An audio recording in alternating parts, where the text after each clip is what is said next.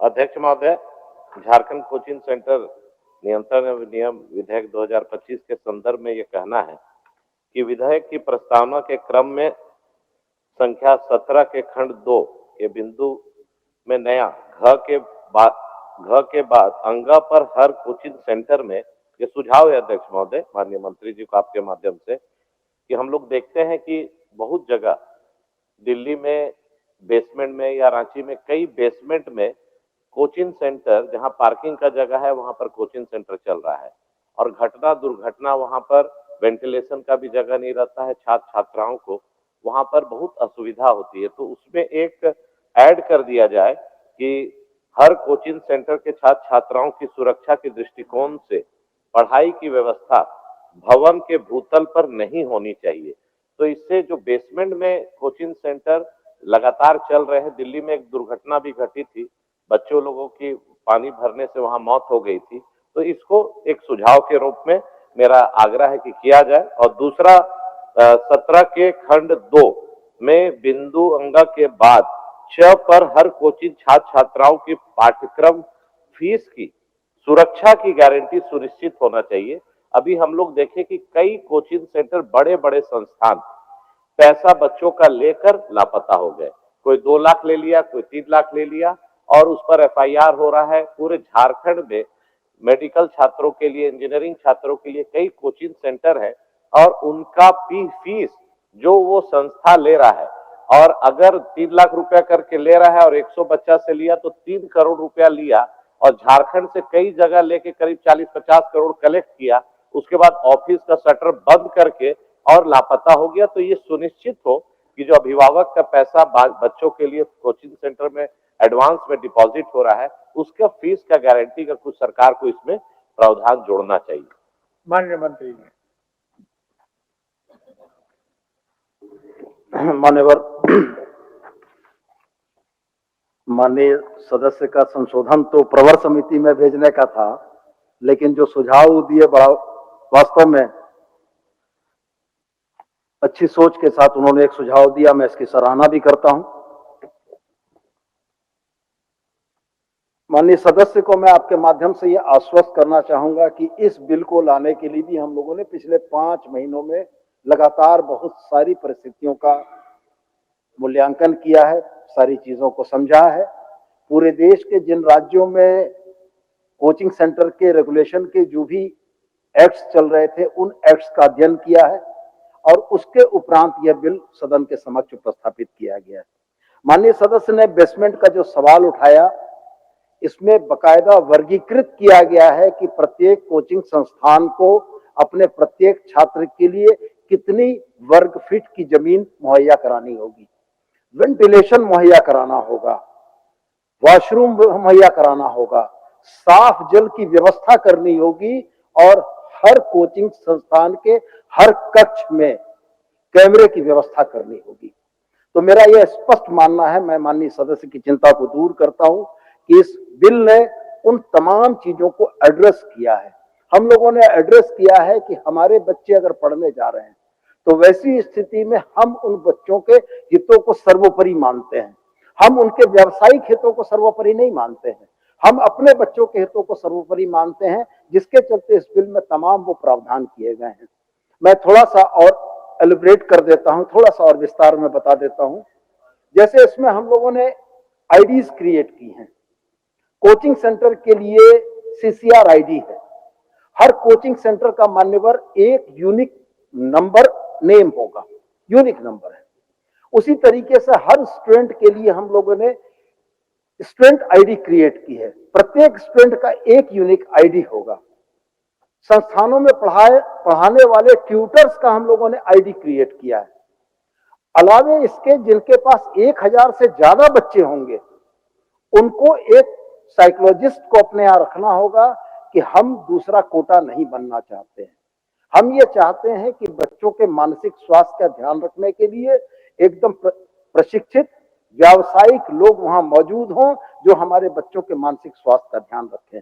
तीसरी बात मैं सबसे महत्वपूर्ण यह कहना चाहता हूं मान्यवर, कि जो सवाल माननीय सदस्य नवीन जी ने किया, वो सवाल हमारे भी मन में था और हाल के दिनों में हमने इन घटनाओं को देखा है।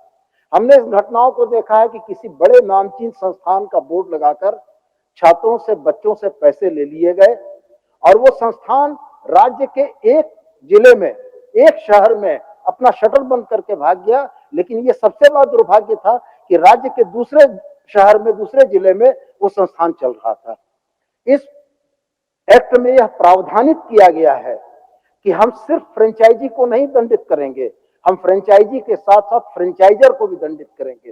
कोई भी नामी गिरामी शिक्षण संस्थान अगर यहाँ पर अपनी कोई फ्रेंचाइजी ओपन करता है और वो फ्रेंचाइजी हमारे बच्चों का पैसा लेकर भागता है, तो मान्यवर मुकदमा और दंडात्मक कार्रवाई के भागी वो फ्रेंचाइजी भी होगा और जिस नामी गिरामी संस्थान के नाम पर उन लोगों ने यहाँ कोचिंग संस्थान खोला है वो भी इसके लिए दंड के दायरे में आएंगे। और तीसरी बात मैं आपसे कहूं, इसमें हम लोगों ने वाइंड ऑफ पॉलिसी का प्रावधान किया है।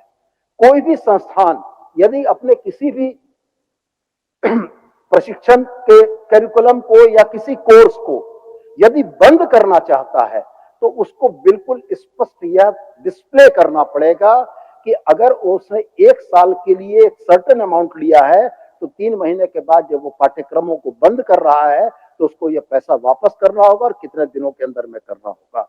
और इसके नियमन के लिए मान्यवर हम लोगों ने जिले में व्यवस्था की है और राज्य स्तर पर एक ट्रिब्यूनल के स्तर की व्यवस्था की है। तो कुल मिला जुलाकर मेरा यह कहना है कि झारखंड राज्य में जितने भी इस तरीके के कोचिंग इंस्टीट्यूट हैं उनको रेगुलेट करने के लिए बहुत सोचा समझा हुआ और बहुत ज्यादा थॉट प्रोसेस के बाद लॉ से, कार्मिक से, हर विभाग से वेटिंग कराने के बाद यह लाया गया है। तो माननीय सदस्य से मेरा आग्रह होगा कि प्रवर समिति में भेजने का प्रस्ताव वापस लें और चूंकि आपकी जो भी चिंताएं थी उन चिंताओं को हम लोगों ने एड्रेस किया है और हम आपकी उन जायज चिंताओं के साथ खड़े हैं। हम ये मानते हैं कि बच्चे हमारे भी हैं, बच्चे आपके भी हैं और निश्चित रूप से उनकी उन चिंताओं को हम एड्रेस करना चाहते थे। और साथ में जो स्टूडेंट आईडी हम लोगों ने क्रिएट किया है वो स्टूडेंट आईडी भी इस बात के व्यवसायीकरण को रोकेगा कि एक सफल अभ्यर्थी का 6 कोचिंग इंस्टीट्यूट फोटो लगाते थे। ये बोल दीजिए बेसमेंट आप स्क्वायर फीट रहेगा, वेंटिलेशन रहेगा वो ठीक है, लेकिन बेसमेंट जो पार्किंग एरिया में जो कोचिंग सेंटर चलता है उस पर तो बैन कीजिए कि कम से कम पार्किंग एरिया में जो बेसमेंट है उस पर नहीं चले। इसको तो पॉजिटिवली जब शब्द वेंटिलेशन, हवादार, स्वच्छ वायु और तमाम चीजों का आता है तो वैसी स्थिति में बेसमेंट में पार्किंग से, बेसमेंट में कोचिंग संस्थान चलने का कोई गुंजाइश नहीं है। ये दिल्ली में बेसमेंट उतनी बड़ी होती है, यहाँ तो नहीं के बराबर होती है। फिर भी एसओपी जब डिसाइड होगी, इस बिल 4 से ज्यादा बच्चे होंगे उनको एक साइकोलॉजिस्ट को अपने यहाँ रखना होगा कि हम दूसरा कोटा नहीं बनना चाहते हैं। हम ये चाहते हैं कि बच्चों के मानसिक स्वास्थ्य का ध्यान रखने के लिए एकदम प्रशिक्षित व्यावसायिक लोग वहां मौजूद हों जो हमारे बच्चों के मानसिक स्वास्थ्य का ध्यान रखें। तीसरी बात मैं सबसे महत्वपूर्ण यह कहना चाहता हूं मान्यवर कि जो सवाल माननीय सदस्य नवीन जी ने किया वो सवाल हमारे भी मन में था और हाल के दिनों में हमने इन घटनाओं को देखा है। हमने इस घटनाओं को देखा है कि किसी बड़े नामचीन संस्थान का बोर्ड लगाकर छात्रों से, बच्चों से पैसे ले लिए गए और वो संस्थान राज्य के एक जिले में, एक शहर में अपना शटर बंद करके भाग गया। लेकिन ये सबसे बड़ा दुर्भाग्य था कि राज्य के दूसरे शहर में, दूसरे जिले में वो संस्थान चल रहा था। इस एक्ट में यह प्रावधानित किया गया है कि हम सिर्फ फ्रेंचाइजी को नहीं दंडित करेंगे, हम फ्रेंचाइजी के साथ साथ फ्रेंचाइजर को भी दंडित करेंगे।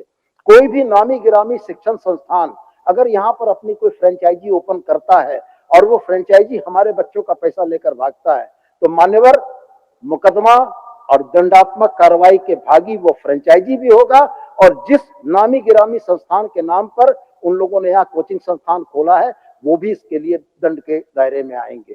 और तीसरी बात मैं आपसे कहूं, इसमें हम लोगों ने वाइंड ऑफ पॉलिसी का प्रावधान किया है। कोई भी संस्थान यदि अपने किसी भी प्रशिक्षण के करिकुलम को या किसी कोर्स को यदि बंद करना चाहता है तो उसको बिल्कुल स्पष्ट यह डिस्प्ले करना पड़ेगा कि अगर उसने 1 साल के लिए एक सर्टेन अमाउंट लिया है तो 3 महीने के बाद जब वो पाठ्यक्रमों को बंद कर रहा है तो उसको यह पैसा वापस करना होगा और कितने दिनों के अंदर में करना होगा। और इसके नियमन के लिए मान्यवर हम लोगों ने जिले में व्यवस्था की है और राज्य स्तर पर एक ट्रिब्यूनल के स्तर की व्यवस्था की है। तो कुल मिला जुलाकर मेरा यह कहना है कि झारखंड राज्य में जितने भी इस तरीके के कोचिंग इंस्टीट्यूट हैं उनको रेगुलेट करने के लिए बहुत सोचा समझा हुआ और बहुत ज्यादा थॉट प्रोसेस के बाद लॉ से, कार्मिक से, हर विभाग से वेटिंग कराने के बाद यह लाया गया है। तो माननीय सदस्य से मेरा आग्रह होगा कि प्रवर समिति में भेजने का प्रस्ताव वापस लें और क्योंकि आपकी जो भी चिंताएं थी उन चिंताओं को हम लोगों ने एड्रेस किया है और हम आपकी उन जायज चिंताओं के साथ खड़े हैं। हम ये मानते हैं कि बच्चे हमारे भी हैं, बच्चे आपके भी हैं और निश्चित रूप से उनकी उन चिंताओं को हम एड्रेस करना चाहते थे। और साथ में जो स्टूडेंट आईडी हम लोगों ने क्रिएट किया है वो स्टूडेंट आईडी भी इस बात के व्यवसायीकरण को रोकेगा कि एक सफल अभ्यर्थी का 6 कोचिंग इंस्टीट्यूट फोटो लगाते थे। ये बोल दीजिए बेसमेंट आप स्क्वायर फीट रहेगा, वेंटिलेशन रहेगा वो ठीक है, लेकिन बेसमेंट जो पार्किंग एरिया में जो कोचिंग सेंटर चलता है उस पर तो बैन कीजिए कि कम से कम पार्किंग एरिया में जो बेसमेंट है उस पर नहीं चले। इसको तो पॉजिटिवली जब लीजिए। शब्द वेंटिलेशन, हवादार, स्वच्छ वायु और तमाम चीजों का आता है तो वैसी स्थिति में बेसमेंट में पार्किंग से बेसमेंट में कोचिंग संस्थान चलने का कोई गुंजाइश नहीं है। ये दिल्ली में बेसमेंट उतनी बड़ी होती है, यहाँ तो नहीं के बराबर होती है। फिर भी एसओपी जब डिसाइड होगी इस बिल की, उस एसओपी में आपकी भावनाओं को हम लोग ले आएंगे। प्रश्न यह है कि झारखंड कोचिंग सेंटर नियंत्रण एवं विनियम विधेयक 2025 एक प्रवर समिति को इस निर्देश के साथ सौंपा जाए कि यह अपना प्रतिवेदन 30 दिनों के अंदर दे। जो इसके पक्ष में है वो हाँ कहें, जो इसके विपक्ष में है वो ना कहें। मैं समझता हूं कि विपक्ष में बहुमत है, विपक्ष में बहुमत है, ये प्रस्ताव अस्वीकृत हुआ। प्रश्न यह है कि झारखंड कोचिंग सेंटर नियंत्रण एवं विनियमन विधेयक 2025 पर विचार हो। जो इसके पक्ष में है वो हाँ कहें, जो इसके विपक्ष में है वो ना कहें। मैं समझता हूं कि पक्ष में बहुमत है, पक्ष में बहुमत है, विचार का प्रस्ताव स्वीकृत हुआ। अब मैं खंड 6 लेता हूं। खंड 02 से खंड 04 तक कोई संशोधन नहीं है। प्रश्न यह है कि खंड 02 से खंड 04 इस विधेयक का अंग बने। जो इसके पक्ष में है वो हाँ कहें, जो इसके विपक्ष में है वो ना कहें। मैं समझता हूं कि पक्ष में बहुमत है, पक्ष में बहुमत है। खंड 02 से खंड 04 इस विधेयक का अंग बना। खंड 05 में एक संशोधन है। क्या माननीय सदस्य श्री राज सिन्हा जी अपना संशोधन प्रस्तुत करेंगे? अध्यक्ष महोदय, विधेयक के खंड 5(1) में प्रयुक्त शब्द 5 साल की अवधि के लिए या 70 वर्ष को शब्द 3 वर्ष की अवधि के लिए या 65 वर्ष से प्रतिस्थापित किया जाए। अध्यक्ष महोदय, जैसा कि विधेयक में यह देखा गया है कि प्राधिकरण के अध्यक्ष और सदस्यों के नाम का चयन नियुक्ति प्रक्रियाओं में 5 साल की अवधि के लिए या 70 वर्ष की आयु वालों को अध्यक्ष बनाया जाना है। परंतु अध्यक्ष महोदय, अभी कई एक विधेयक हम लोगों ने देखा है जिसमें यह पाया गया है कि विधेयक में प्राधिकरण के मुख्य कार्यकारी सदस्यों और अन्य प्रशासनिक कार्यों के लिए 65 वर्ष या 3 वर्ष की अवधि का निर्धारण किया गया। अध्यक्ष महोदय, 5 साल या 70 वर्ष की अवधि निर्धारित करने से अध्यक्ष महोदय सफल संचालन में ऐसा लगता है कि सेंटर के सफल संचालन में अध्यक्ष महोदय पूरी पारदर्शिता रह नहीं पाएगी।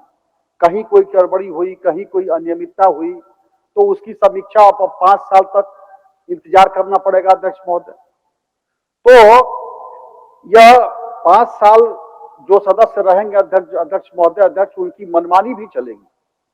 और इसलिए अध्यक्ष महोदय, मेरा आग्रह है कि कोचिंग सेंटर के संचालकों को या छात्रों को किसी प्रकार की अगर अनियमितता या परेशानी होती है तो 5 साल इंतजार न करना पड़े। इसलिए मेरा माननीय मंत्री जी से आग्रह होगा कि उस पीरियड को और थोड़ा कम किया जाए और 65 वर्ष, हालांकि 70 वर्ष वाले के लिए कुछ ऐसा मेरे मन में भावना नहीं है, अनुभव ठीक है, लेकिन अगर एनर्जेटिक 65 वर्ष तक की उसकी अवधि को रखी जाएगी अध्यक्ष महोदय, मुझे लगता है कि ज्यादा सहूलियत होगी, इसीलिए समय और उम्र को घटाने का हम मांग करते हैं। माननीय प्रभारी मंत्री। माननीय सदस्य की भावना जो भी हो, मैं उसके बारे में तो नहीं कहूंगा, लेकिन सरकार ने इस बिल में 70 वर्ष की आयु रखने के पीछे हमारी जो भावना थी, हमारी भावना यह थी कि अधिकाधिक विकल्प चयन के लिए हमारे पास उपलब्ध हो। ये 70 वर्ष की अधिकतम आयु है। माननीय सदस्य को आपके माध्यम से मैं बताना चाहूंगा कि उनके उस पद पर बने रहने की अधिकतम आयु सीमा जो है ये 70 वर्षों की है। 65 वर्ष होना चाहिए था, जैसा माननीय सदस्य बोल रहे हैं। ऑनरेबल सुप्रीम कोर्ट में हमारे ऑनरेबल जजेस का 65 साल है, और हम लोग ये मान के चल रहे थे कि अगर अच्छे लोग आए और हमारे पास विकल्पों की अधिकता हो तो उसमें बेहतर लोगों का हम चयन कर पाएंगे। और रह गया सवाल कि किसी भी नियामक प्राधिकरण के सदस्य के कार्यकलाप राज्य या राज्य के हितों के विरुद्ध है तो उनके लिए एग्जिट पॉलिसी का प्रावधान है। किसी का नामित हो जाना उनके लिए 5 साल तक उनके पद पर बने रहने की गारंटी नहीं है। दूसरी बात मैं यह कहना चाहता था माननीय अध्यक्ष महोदय कि 5 वर्षों के कार्यकाल को 3 वर्षों के करने का जो प्रावधान किया गया है, सामान्य तौर पर हम लोग जो इस सदन के सदस्य बन के आए, जब पहली बार सदन के सदस्य बनकर आए तो साल 1.5 साल तो मान्यवर प्रक्रियाओं को समझने में लग गया, और साल 1.5 साल जब प्रक्रियाओं को समझने में लग गया तो बचे हुए 1.5 साल में और क्या बेहतर करेंगे। तो अगर 5 वर्ष रखा गया है और उनके पास स्टेट के इंटरेस्ट को सर्व करने की एक जवाबदेही दी गई है, तो मुझको ये प्रतीत होता है कि उनका 5 वर्षों का कार्यकाल राज्य के लिए अच्छा होगा। और रह गया सवाल कि उनके किसी कार्यकलाप में कोई अगर बड़ी विसंगति नजर आती है तो निश्चित रूप से सरकार के पास उनकी एग्जिट पॉलिसी में उनको हटाने का प्रावधान है। प्रश्न यह है कि विधेयक के खंड 5(1) में प्रयुक्त शब्द 5 साल की अवधि के लिए या 70 वर्ष के स्थान पर शब्द 3 वर्ष की अवधि के लिए या 65 वर्ष से प्रतिस्थापित की जाए। जो इसके पक्ष में है वो हाँ कहे, जो इसके विपक्ष में है वो ना कहे। मैं समझता हूं कि विपक्ष में बहुमत है, विपक्ष में बहुमत है, यह प्रस्ताव अस्वीकृत हुआ। प्रश्न यह है कि खंड 05 इस विधेयक का अंग बने। जो इसके पक्ष में है वो हाँ कहे, जो इसके विपक्ष में है वो ना कहे। मैं समझता हूं कि पक्ष में बहुमत है, पक्ष में बहुमत है। खंड 05 इस विधेयक का अंग बना। खंड 06 से खंड 12 तक में कोई संशोधन नहीं। प्रश्न यह है कि खंड 06 से खंड 12 इस विधेयक का अंग बने। जो इसके पक्ष में है वह हाँ कहे, जो इसके विपक्ष में है वह ना कहे। मैं समझता हूं कि पक्ष में बहुमत है, पक्ष में बहुमत है। खंड 06 से खंड 12 इस विधेयक का अंग बना। खंड 13 में एक संशोधन है। क्या माननीय सदस्य राज सिन्हा जी अपना संशोधन प्रस्तुत करेंगे? अध्यक्ष महोदय, विधेयक के खंड 13 के उपखंड 2 की द्वितीय पंक्ति के शब्द से तथा शब्द की के मध्य अंक शब्द 90 दिनों को अंक शब्द 45 दिनों से प्रस्तावित किया जाए। अध्यक्ष महोदय, कोई भी व्यक्ति जब कोचिंग सेंटर संचालित करता है तो सभी वैधानिक प्रक्रियाओं को पूर्ण कर लेता है अध्यक्ष महोदय, और ऐसे दिनों में स्थिति में 90 दिनों तक की अवधि मुझे लगता है कि अध्यक्ष महोदय बहुत ज्यादा है। समय की बाध्यता 90 दिनों की जगह पर 45 दिन अगर किया जाए तो ज्यादा सहूलियत होगा अध्यक्ष महोदय। मेरा माननीय मंत्री जी से आग्रह हो। माननीय मंत्री जी। मान्यवर, माननीय सदस्य की चिंता जायज है, लेकिन कुछ चीजों के लिए मैं ध्यान आपका आकर्षित करना चाहूंगा। धारा 3 विदिन ब्रैकेट 2 वर्तमान में मौजूदा कोचिंग सेंटरों के पंजीकरण की समय सीमा से संबंधित है। राज्य में विशेष करके रांची, धनबाद, बोकारो और हजारीबाग जैसे शहरों में मौजूदा कोचिंग सेंटर्स की बड़ी संख्या है। ये 60 दिनों का इस विधेयक के लागू होने के बाद का हम लोगों ने समय रखा है कि विदिन 60 डेज उनको ये पंजीकरण करा लेना अनिवार्य है। तो मान्यवर 60 दिनों के अंदर में अचानक जब 60 दिनों की समय सीमा समाप्त होने लगेगी तो अचानक वो आवेदनों की एक ऐसी बाढ़ आ जाएगी जिनका ससमय निष्पादन कर पाना संभव नहीं हो पाएगा। इसलिए मान्यवर हम लोगों ने उसको 45 दिनों का समय दिया है। 45 दिनों का समय अधिकतम सीमा है। ऐसा नहीं है कि माने 45 दिन पूरा होगा तो उसके बाद ही उसकी अनुमति प्रदान होगी। ये उसकी अधिकतम सीमा रखी गई है व्यावहारिकता को ध्यान में रखते हुए। तो मेरा आग्रह यही होगा कि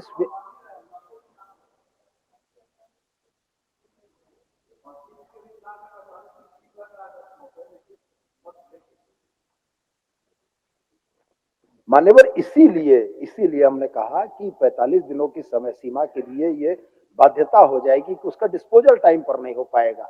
इसलिए हम लोगों ने उसको 90 दिन रखा है कि 90 दिनों के अंदर में हो जाए। और ये अधिकतम सीमा है। ये माने कोई डेडलाइन नहीं है कि 91 दिन उनको मिलेगा, उसके अंदर में मिलेगा। और इसको चूंकि ये पहली बार हो रहा है, ये राज्य में अगर पहले हुआ होता तो परिस्थितियां ये बनती कि हमें ये मालूम होता कि रांची में कितने कोचिंग सेंटर्स है। आज अगर हम ये जानना चाहें कि रांची में कितने कोचिंग सेंटर्स है तो हमारे पास उसकी सही संख्या ज्ञात नहीं है मान्यवर। इसलिए ये अधिकतम सीमा रखी गई है कि जिसमें इस बात की परेशानी ना हो कि उन तमाम को किया जाए। इसलिए मैं माननीय सदस्य से भी आग्रह करूंगा और आपसे भी आग्रह करूंगा कि अगर ये संशोधन हम स्वीकार करते हैं तो एक अव्यवस्था की स्थिति बनेगी। इसलिए इस संशोधन को अस्वीकार किया जाना चाहिए। प्रश्न यह है कि विधेयक के खंड 13 के उपखंड 2 की द्वितीय पंक्ति के शब्द से तथा शब्द की के मध्य अंक शब्द 90 दिनों के स्थान पर अंक शब्द 45 दिनों को प्रतिस्थापित किया जाए। जो इसके पक्ष में है वह हाँ कहें, जो इसके विपक्ष में है वह ना कहें। मैं समझता हूं कि विपक्ष में बहुमत है, विपक्ष में बहुमत है, यह प्रस्ताव अस्वीकृत हुआ। प्रश्न यह है कि खंड 13 इस विधेयक का अंग बने। जो इसके पक्ष में है वह हाँ कहें, जो इसके विपक्ष में है वह ना कहें। मैं समझता हूं कि पक्ष में बहुमत है, पक्ष में बहुमत है। खंड 13 इस विधेयक का अंग बना। खंड 14 से खंड 16 तक कोई संशोधन नहीं। प्रश्न यह है कि खंड 14 से खंड 16 इस विधेयक का अंग बने। जो इसके पक्ष में है वह हाँ कहें, जो इसके विपक्ष में है वह ना कहें। मैं समझता हूं कि पक्ष में बहुमत है, पक्ष में बहुमत है। खंड 14 से खंड 16 इस विधेयक का अंग बना। खंड 17 में एक संशोधन है। क्या माननीय सदस्य श्री राज सिन्हा अपना संशोधन प्रस्तुत करेंगे? अध्यक्ष महोदय, विधेयक के खंड 17 के उपखंड 1 प के पश्चात उपखंड फ निम्न रूप से में जोड़ा जाए। विद्यार्थी या छात्र यदि अल्प अवधि के बाद कोचिंग सेंटर छोड़ते हैं तो उन्हें 30 दिनों के भीतर उनकी बाकी के दिनों की फीस की वापसी करनी होगी।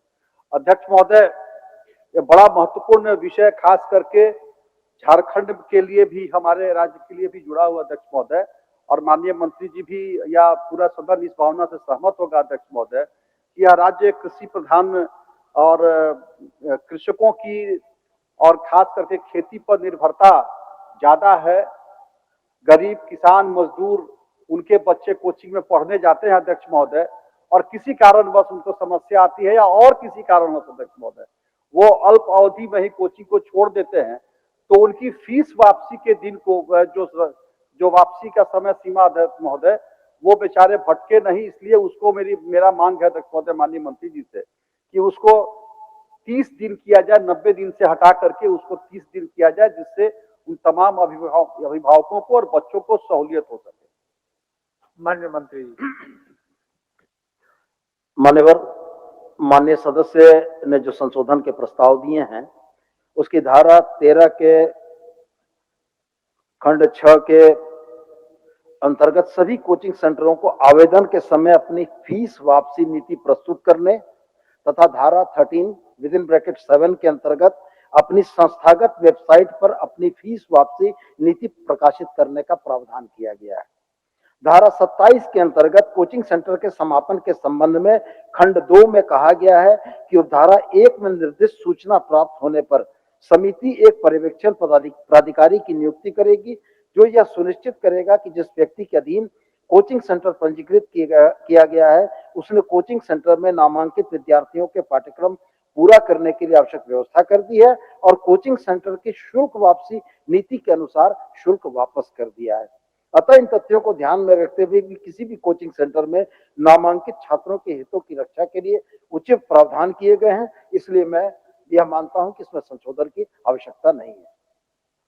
प्रश्न यह है कि विधेयक के खंड 17 के उपखंड 1 के पश्चात उपखंड 1 निम्न रूप से जोड़ा जाए। विद्यार्थी या छात्र यदि अल्प अवधि में के बाद कोचिंग सेंटर आदि छोड़ते हैं तो 31 दिनों के भीतर उनकी बाकी के दिनों के फीस की वापसी होगी। जो इसके पक्ष में है वह हाँ कहें, जो इसके विपक्ष में है वह ना कहें। मैं समझता हूं कि विपक्ष में बहुमत है, विपक्ष में बहुमत है, यह प्रस्ताव अस्वीकृत हुआ। प्रश्न यह है कि खंड 17 इस विधेयक का अंग बने। जो इसके पक्ष में है वह हाँ कहें, जो इसके विपक्ष में है वह ना कहें। मैं समझता हूं कि पक्ष में बहुमत है, पक्ष में बहुमत है। खंड 17 इस विधेयक का अंग बना। खंड 18 से खंड 27 तक कोई संशोधन नहीं। प्रश्न यह है कि खंड 18 से खंड 27 इस विधेयक का अंग बने। जो इसके पक्ष में है वह हाँ कहें, जो इसके विपक्ष में है वह ना कहें। मैं समझता हूं कि पक्ष में बहुमत है, पक्ष में बहुमत है। खंड 18 से खंड 27 इस विधेयक का अंग बना। खंड 28 में एक संशोधन है। क्या माननीय सदस्य श्री सरजू राय जी अपना संशोधन प्रस्तुत करेंगे? रॉयल इंडिया में आपका स्वागत है। भारत के सबसे विश्वसनीय सोलर मोटर पंप और एमपीपीटी कंट्रोलर निर्माता रॉयल इंडिया का high performance movable trolley solar water pumping system प्रस्तुत है। बेहतर दक्षता के लिए डिजाइन किया गया और आसानी से ले जाने योग्य। सरकारी परियोजनाओं के लिए अनुमोदित देश भर के कॉन्ट्रैक्टर्स और एजेंसियों की पहली पसंद। एमएनआरई द्वारा अनुमोदित, उल प्रमाणित, उद्योग मानकों के अनुरूप स्वदेशी उत्पाद।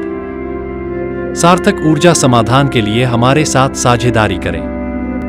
आज ही संपर्क करें।